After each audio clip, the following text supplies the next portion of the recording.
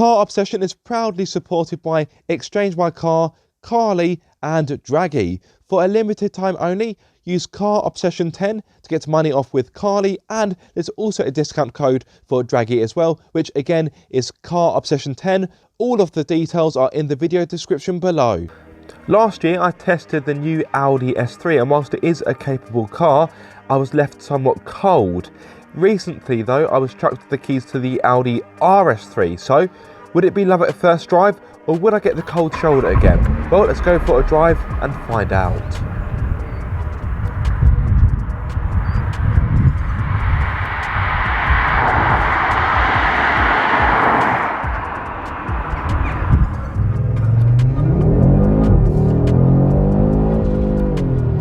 My word, that is flipping quick!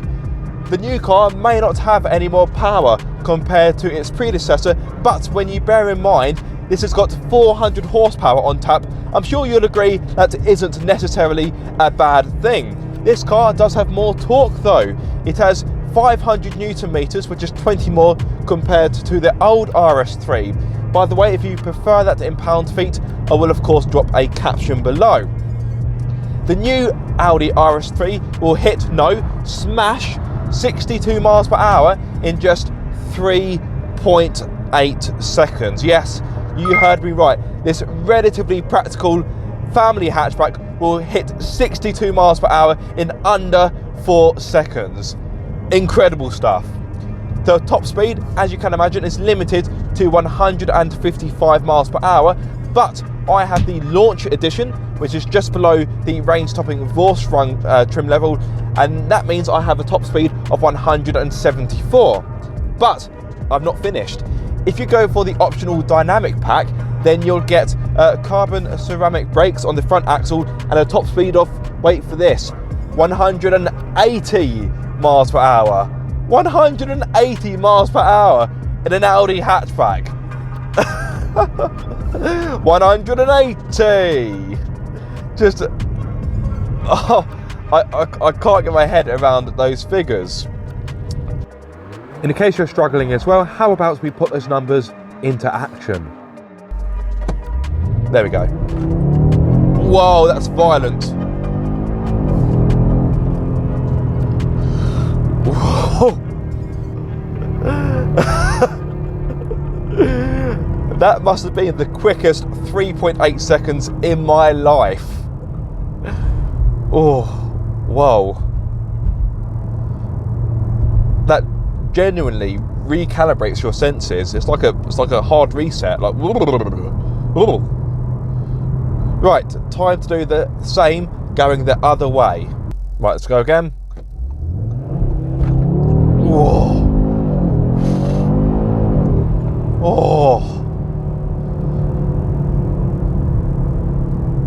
Heavens above. So, on the first run to 60 miles per hour, 3.6 seconds. And then on the second run, well, if I'm going to be precise, 3.62 seconds on the first run. Then on the second run, 3.71. So an average of about 3.65 there or thereabouts. Just incredible stuff. Oh, yeah, that definitely felt quick. In a hatchback, that amount of speed in a hatchback. Okie dokie, so physics lesson over. Let's get back to the main driving. The speed of this thing, it's just foot down, a little bit of a delay from the 7-speed S-Tronic, but all of a sudden I'm hitting warp speed before I know it. The 2.5 litre 5-cylinder petrol engine is mated to a 7-speed S-Tronic gearbox, and whilst it can be a little bit laggy to wake up when you kick down, once you get it on the go, then it's responsive, slick and seamless. Oh my word. Oh my word. I'm going to have a crisis. I'm going to have what old Top Gear would call a crisis. I should have packed some new underwear because I'm going to need it by the end of today. Needless to say, the Audi RS3 is very fast and impressive, but sadly some of the character has disappeared. Now, I would be mad to say there's no theatre in here, but sadly, because this car is modern and therefore is fitted with a petrol particulate filter, some of the crackles, some of the drama that the 2.5 has been well known for have been lost, I'm afraid. Don't get me wrong, it still sounds pretty good, although I'm pretty sure there is a sound symposer in here, but oh, it still makes a decent noise.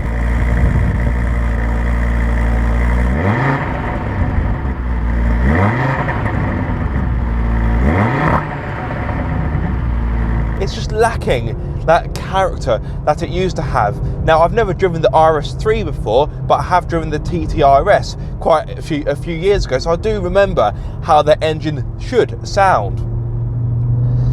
However, I'm not disappointed. Just would want a bit more. As well as the 7-speed S-Tronic, I've also got Audi's iconic, legendary Quattro all-wheel drive for the extra assurance, and this car in the corners, as I will demonstrate now, it sticks. Whoa! God, I'm going to need an ambulance in a minute. Oh, I'm going to get too excited. I don't think my heart can take much more. Oh, yes, in the corners, this thing sticks to this car sticks to the road like you know what, to a bed sheet. It is phenomenal. At each corner I've got Bridgestone Potenza tyres, and whilst they're not bad tyres, I would prefer Michelin Pilot Sport 4s in all honesty. But to their credit, the Bridgestones do work perfectly well, so I haven't got any large complaints there. Now you may be thinking, oh hang on Aaron, it's a fast Audi, there's bound to be some understeer, and in all honesty, in the time I've had the car, I haven't detected any, and Audi Sport have been hard at work to get over this understeer issue that has plagued the Audi brand for so many years. The RS3 has something called torque rear, so you can access it by hitting the RS button on the steering wheel, then it's in the bottom right hand corner of the touchscreen, and in essence it can send all of the torque to the outside wheel when cornering. Now that serves more than one function. Firstly, it will reduce understeer. Secondly, it will essentially give this car a drift mode.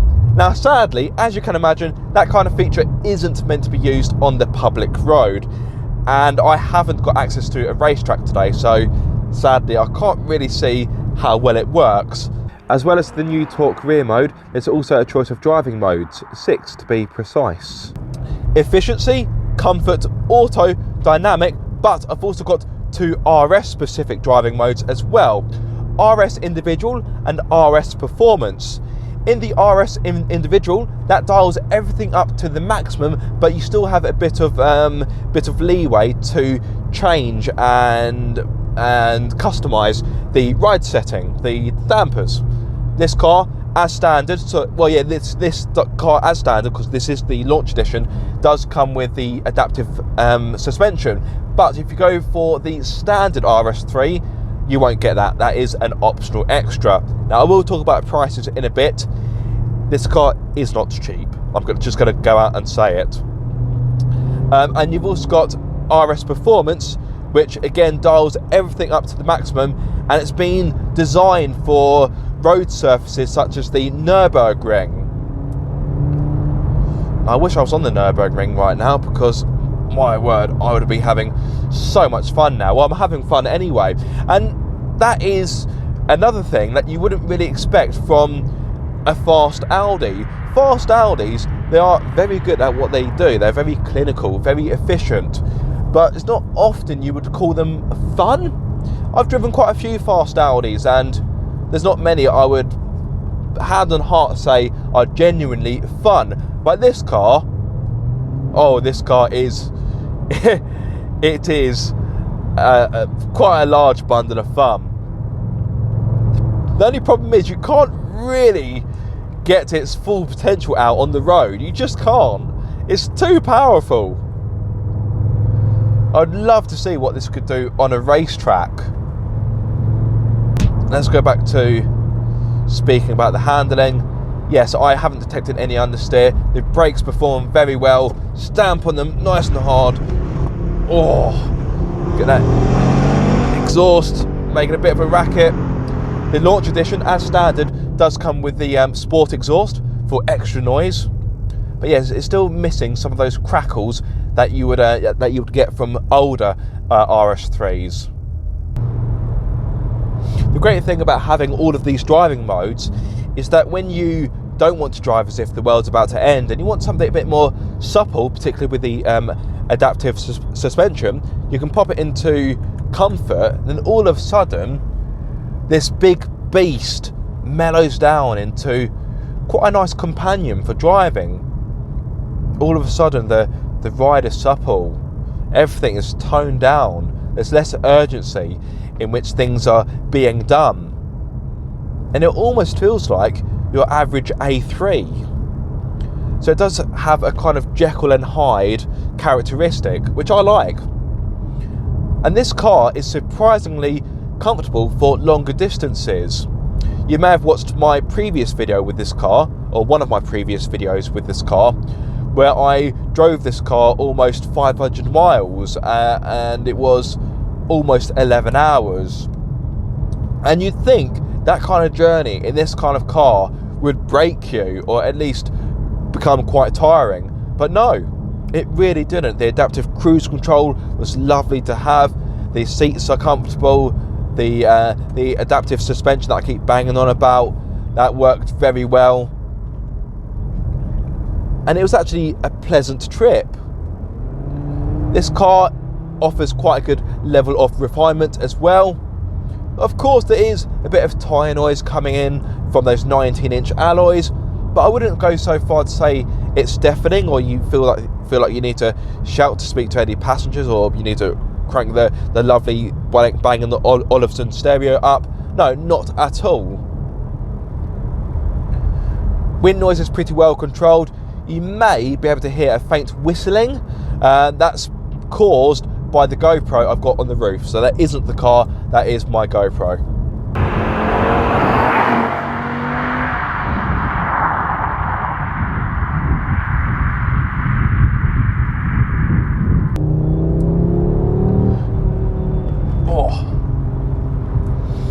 Now you may see me jiggling a little bit in my seat, but the ride is actually compliant.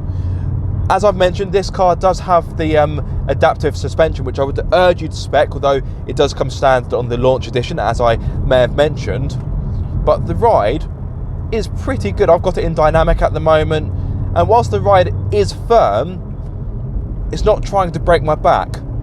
Let's put it this way, the ride in this car is more comfortable compared to the A3 S-Line I had last year. And yes, I know the A3 didn't have adaptive dampers, but still you get my point. This has got more performance, it's more sporty, yet it's more comfortable. These seats are also comfortable to sit in, they're supportive as well, although if you were to be using this car for track work, you may find the bolsters are a bit too soft to keep you in place through harder corners, but that's a really picky complaint. For road use, these seats will be absolutely fine, so yeah, I've got no real issues. They are heated as well, which on a day like today is beautiful because it's quite cold. I don't have a heated steering wheel though, which, yeah, for a car that's this amount of money is disappointing. Other things that are disappointing, I do get the driver assistance pack as part of the launch edition specification, but I don't get blind spot monitoring.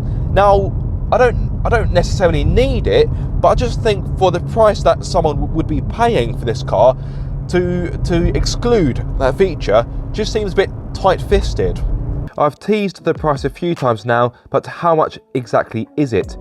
Well, I do hope you're sat down for this bit, because the car you see right in front of you is around £60,000. And don't think that this is because the launch edition commands a particularly large premium, as even the standard car will set you back almost £55,000. Ouch. Standard features include 19-inch alloys, fine nappa leather sport seats, LED lights, Audi Virtual cockpit, MMI Navigation Plus, heated front seats, dual zone climate control, progressive steering, RS styling, front and rear parking sensors, Audi sound system, plus more. The launch edition adds to this with adaptive suspension, comfort and sound pack, panoramic roof, head-up display, wireless phone charging pad, reversing camera, sports exhaust and red brake calipers. Oh yeah, and the speed is also increased to 174 miles per hour. Only 96 of these were sold in the UK, so expect to find them over list price on Auto Trader.